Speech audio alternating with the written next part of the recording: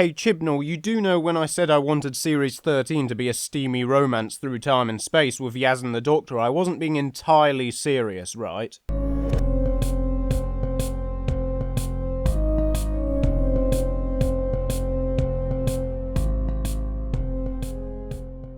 So in case you weren't aware, that opening was a reference to a post I made on Twitter, and incidentally, you should go follow me over there, the link is in the description. Now, a while back I started casually shipping Yaz and the 13th Doctor, not because I feel they have any kind of deep and meaningful compatibility with one another, but simply because it enrages the right people, and that's cathartic. It was a tongue-in-cheek way of poking fun at all of the man-babies who see the very existence of a lesbian time-travelling time lady as a personal threat to them. But then Revolution of the Daleks came along and actually went and laid some subtle groundwork for a Doctor-Yasmin relationship to take place, or at the very least an unrequited love situation, with how Yaz appears to have formed a particularly strong attachment and need for the Doctor. Then there's that exchange with Captain Jack where he comments on the way she shoved her, to which Yaz seems to initially get strangely self-conscious, replying that she doesn't know what he's talking about. There's definitely subtext that can be read into this, especially considering it was already previously hinted Yaz may be either bisexual or pan. Jack's experience with the Doctor he refers to could just be him getting left behind on the game station, but remember it was implied during the RTD era that Jack did sort of have a thing for the Doctor. So this could really go either way, which is why I now find myself expressing my concerns about going down this path and why it might not actually be the greatest idea in practice. Now, the obvious thing to address is the age difference, and I don't think it's quite the killer blow that some people make it out to be. It's the cornerstone of a much deeper concern, which we'll get onto in a minute, but at the end of the day, Yaz is a consenting adult, and if the Doctor being thousands of years old is really a big deal, that puts most vampire romance fiction in a difficult position as well. Not to mention all of Captain Jack's relationships. Ideally, the age thing would need to be acknowledged on screen at some point, as would the fact that the Doctor can regenerate. I mean, let's not forget, not so long ago, the Doctor looked like this. Again, though, this isn't necessarily problematic because consenting adult, and Yaz may be able to love the Doctor for who they are regardless of appearance. That's one thing Russell T Davies got right with the Doctor and Rose, having the latter witness the Doctor's regeneration firsthand and dealing with the fallout of that. Not that I'll ever be a Ten and Rose for life fangirl or anything, partly because Rose is a toxic piece of garbage, and also the melodrama of their relationship frequently bordered on a little too human, almost like Davies forgot he was writing a 900-year-old alien. Much as I'm not a fan of Vastra's pseudo-intellectual drivel, I do appreciate the idea Moffat later introduced of the Doctor being an old man impersonating someone younger, wearing Matt Smith's body like a veil, running around enjoying the attention of women as a way to distract from his insecurities about his darker, more alien nature. I retroactively like to think of the melodrama with Rose as all part of this extended midlife crisis. Anyway, the point I'm getting to here is if the Doctor is going to show any kind of reciprocal romantic affection back towards Yaz, it can't be romance in the typical sense which you or I are familiar with. Chibnall would do well to remember he's writing an alien. Of course, he could go down the route of having the Doctor once again compensating for her insecurities, but that leads to my biggest concern about a relationship with the Doctor and Yaz. Would it be healthy? Earlier on I said that the age difference isn't necessarily a problem in itself, but coupled with the fact the Doctor owns a time machine and seeing how desperate and emotionally vulnerable Yaz is, I mean she was sleeping in the TARDIS for goodness sake, this does not look like someone who's in a good mental space. It all adds up to a pretty hefty power imbalance. And you know, that's not normally the foundation of a healthy relationship. Moffat already experimented with the idea of a toxic TARDIS team with the Doctor and Clara, and it sapped a lot of the fun out of Series 8 and 9. Because here's the thing, even if it's executed well, watching two people on screen who are really not good for each other week after week is not a pleasant experience. And it just doesn't belong in a show that's primarily all about adventure and escapism. And this is what I fear will happen if Chibnall goes down this route with Yaz and the 13th Doctor. Now, with all of that being said, Chris Chibnall has a dilemma right now, since he's backed himself into a corner, really. The Series 13 scripts have already been finalised, of course, but I really hope that if Chibnall does have any plans to explore the romantic angle any further, that he fully commits to it as soon as possible. And by that I mean Yasmin needs to openly come out and say she is attracted to the Doctor, no more hinting or subtext. Because if he can continues along the current trajectory, Chibnall runs the risk of falling into one of the most toxic recurring tropes of LGBT representation in media, wherein LGBT characters and relationships are teased and implied but don't ever actually come to fruition, and even if they do, it's all hidden behind cowardly subtext and double entendres. We're going to be unpacking this trope more once I get to reviewing The Owl House, which is on the list. We will get there, but essentially it's a hangover from the culture of don't ask, don't tell, carrying the implication that being homosexual or bisexual is okay so long as you keep it nicely hushed up and don't parade it in front of others. I should hardly need to explain why that notion is extremely problematic and harmful. Of course, it wouldn't be the first time Chibnall has fallen foul of toxic LGBT tropes. Let's not forget that time the writer who's supposedly ruining Doctor Who with his SJW agenda forgot that bring out your gays is a thing that exists, even if the show did manage to subvert that trope in Series 12. Right now we can only wait and see what the next series brings, but the fact it's Chibnall who has the reins makes me feel uneasy.